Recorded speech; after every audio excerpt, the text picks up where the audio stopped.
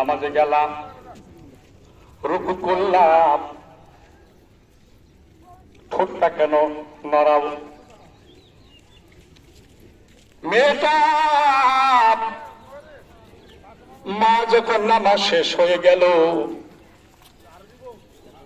সালাম ফিরানোর পর মা দুই হাত দিলাম মনোযোগ করে চোখের পানি সেরে সেরে কান্দে। মেয়েটা ডাক বলে, মা গো,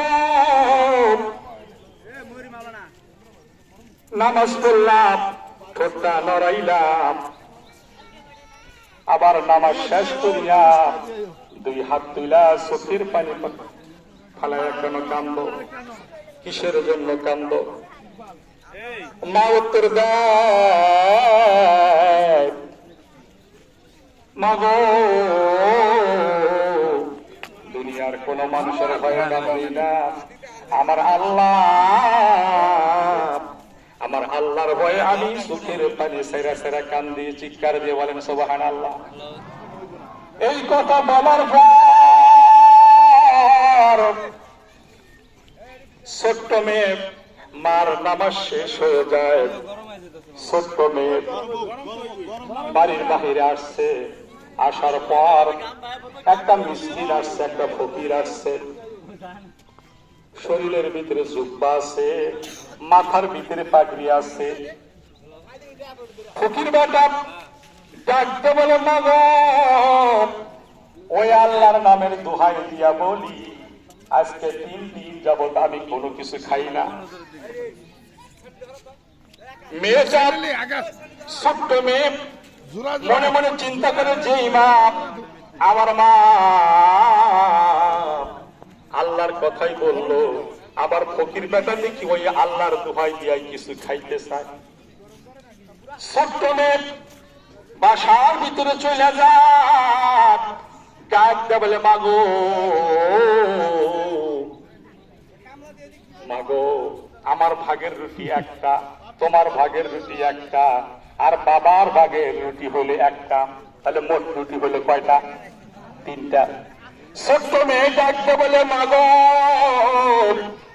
আমরা তো কোনোদিন না খাইয়া থাকলাম না, আমরা তো কোনোদিন উপবাস থাকলাম না।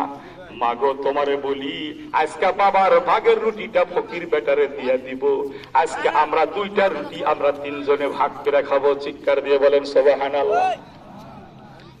এবার ফকির বেটা একটা রুটি দেওয়ার পর ছোট্ট মেয়ে ডাকতে বলে, বাবা গো, আর একটা রুটি দিলে বুঝি খাইবেন? ফকির বেটা ডাকতে বলে, আল্লাহ গো, একটা রুটি খাইয়া 3 দিন ধরে ক্ষুধার্ত অবস্থায়, 3 দিন পরে একটা রুটি খাইয়া, আল্লাহ গো, আমার ক্ষুধার জ্বালা তো আরো বাইরে গেল। মাগো, তুমি যদি আর একটা রুটি দাও তাইলে ভালো হয়। এবার ছোট্ট মেয়ে বাসার ভিতরে যাইয়া ডাকতে বলে, মাগো, প্রথমে তো বাবার ভাগের রুটিটা দিয়ে দিলাম, মাগো, তুমি কিছু মনে করো না, এবার তোমার ভাগের রুটিটা ফকির বেটারে দিয়া দিব। আমার যে ভাগের একটা রুটি আছে, একটা রুটি আমরা আজকে 3 জনে ভাগ করে খাবো। চিৎকার দিয়ে বলেন সুবহানাল্লাহ। এবার ফকির বেটা দ্বিতীয় রুটি খায়। দ্বিতীয় রুটি যখন খাওয়া শেষ হয়ে যায়, এবার মেয়েটা ডাকতে বলে, বাবা গো, আর একটা রুটি দিলে বুঝি খাইবেন? এবার ফকির বেটা আকাশের দিকে তাকায় বলে, আল্লাহ, 3 দিনের ক্ষুধার্ত ছিলাম, এই ছোট্ট মেয়েটা 2টা রুটি দেয়া কোন রকম পেট ভরছে। আল্লাহ গো, আর একটা রুটি যদি খাই, আমার তো সম্পূর্ণ ক্ষুধার জ্বালা মিটে যাব। এবার ডাকতে বলে, মা গো, আর একটা রুটি যদি দাও তাইলে তো ভালোই হয়। চিৎকার দিয়ে বলেন সুবহানাল্লাহ। এবার 7 বছর মেয়ে বাসার ভিতরে যাইয়া ডাকতে বলে, মা গো, আমরা তো কোনোদিনও না খাইয়া থাকলাম না, আজকে একটা কাজ করি, বাবার ভাগের রুটিটা দিয়া দিছি, মা তোমার ভাগের রুটিটাও তো ফকির বেটারে দিয়া দিলাম। মা গো, আজকে আমার ভাগের রুটিটাও ফকির বেটারে দিয়া দিব, প্রয়োজনে ফকিরে খুশি করে আজকে 3 জন আমরা উপবাস থাকবো। চিৎকার দিয়ে বলেন সুবহানাল্লাহ। এবার ফকির বেটা